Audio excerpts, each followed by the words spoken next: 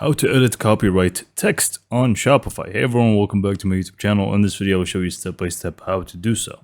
So first, just log into your Shopify admin, click on Online Store, Themes, and click on Edit Theme. From here, if you just scroll down to the bottom of your page, in the footer, you should be able to find copyright. And if you click on it, you're going to be able to toggle it on or off, so you can just completely remove it if you want to, which is the Powered by Shopify copyright text, which is by default.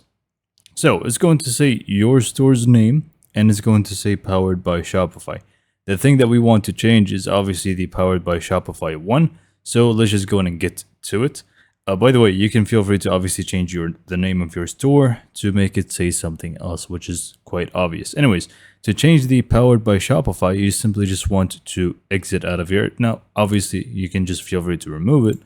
But to adjust it, just go back to your Shopify admin, click on Online Store, Themes, and click on the three dots right next to the Edit Theme option, and click on Edit Default Theme Content. From here, all you need to do is just click on the Search and Filter on the top right corner and search up Powered by, and you should be able to find Powered by Shopify within the Links option.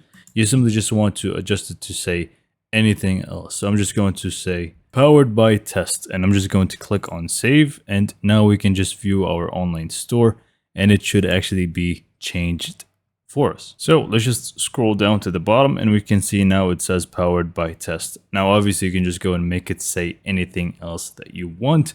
And yeah, this is pretty much it for this video. Hopefully you found it to be informative and helpful, and for more information, subscribe to my YouTube channel, and thanks for watching.